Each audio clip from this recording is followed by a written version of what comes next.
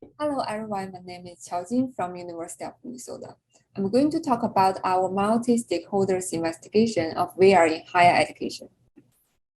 We are fortunate enough to live in an era where commercial VR headsets are more powerful and affordable. The potential of VR to revolutionize education has been widely discussed in recent days. There are countless articles, studies, videos, applications, and books about just this topic.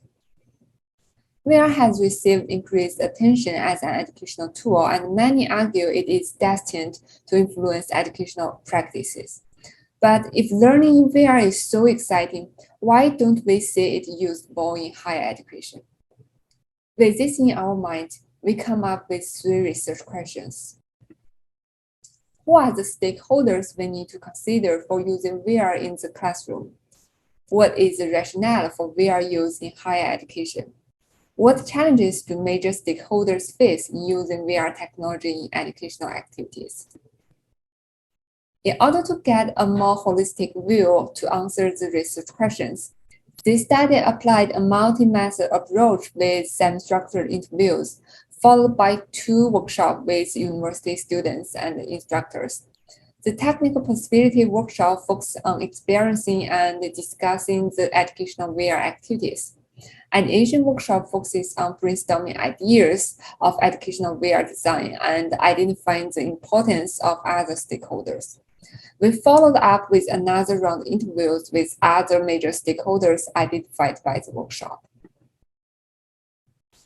We initially identified the instructors and students as major stakeholders, as the core process of teaching is usually understood to be the actions between the teachers and students.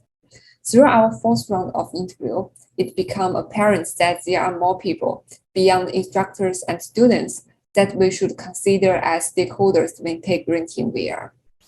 The university can be seen as an ecosystem, where instructors may be collaborating with other types of experts or service to facilitate their class. Stakeholders identified by our participants under university system, including co-teaching instructors, TAs, teaching support staff, classroom designers, IT staff, and so on. There were also some stakeholders beyond the campus, including VR content creators or developers, funding providers, and industrial companies. Our data revealed 5 reasons why people choose to use VR in higher education: increasing social presence, accessing otherwise inaccessible learning contexts, understanding and remembering visual and spatial knowledge, supporting embodied learning, and attracting students through novelty.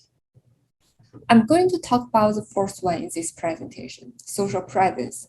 Compared with traditional online classes, VR provides a more believable simulation of a real social experience and has the potential to increase natural interactions. VR's authentic social environments can also serve various instructional goals. Instructors describe various situations in which VR can support knowledge and skills by creating a certain social environment, like teaching skills, language skills, leadership skills, and so on. As one of our participants comment, virtual avatars made it easy to get social cues from facial expressions to body language without worrying about privacy leaking, like showing surroundings in the background on video. Our study identified several challenges of using VR in higher education. First, cost design investments. There is no one-size-fits-all VR setting. Instructors need to carefully consider the appropriate VR facilitated situation to maximize VR's power. Second, financial consideration. Even though VR has become more commercially available and less expensive compared to years ago, students and instructors still raise concerns about purchasing those devices. Next, learning curve. Applying a novel technology in class means both students and instructors need to get familiar with it before it can actually start to promote meaningful learning.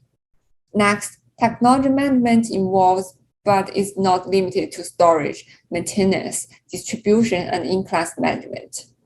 Last one, health concerns. Health issues are one of the most important challenges and is relatable to all disciplines. Motion sickness and cyber sickness, eye strains and headache were the most frequently mentioned health concerns in the interviews. Instructors also need to pay more attention to the students who are disabled in order to create a more inclusive class. As our participants mentioned, it is extremely important to create an inclusive class and make VR accessible to people in different conditions and capabilities. The optimistic predictions about introducing immersive VR into the classroom are based on the fact that the hardware is now much better and cheaper.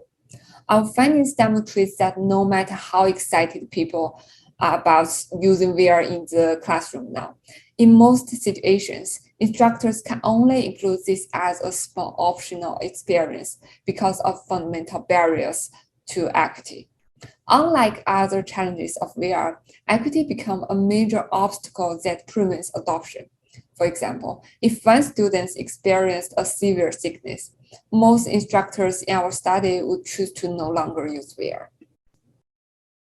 Our work points out the importance of collaborative social experience that VR can achieve in students' learning experience. In our results, most participants identify the ability to create a realistic social environment that supports collaboration as one key benefit of VR. Compared with some other benefits of VR, such as the engagement and interests that are brought by its novelty that could eventually fade away.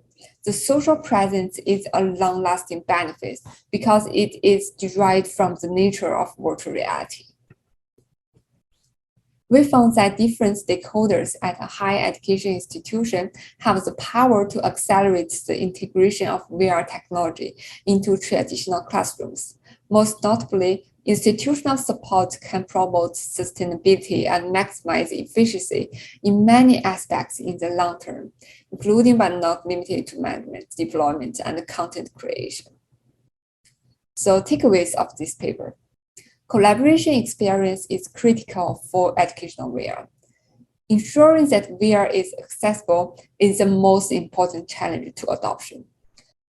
Last one, we need to view the university as a connecting body of relationships among various stakeholders. It's not about just instructors, it's about the whole community. You can read more about other findings and discussions in our paper. Thank you very much for watching this video.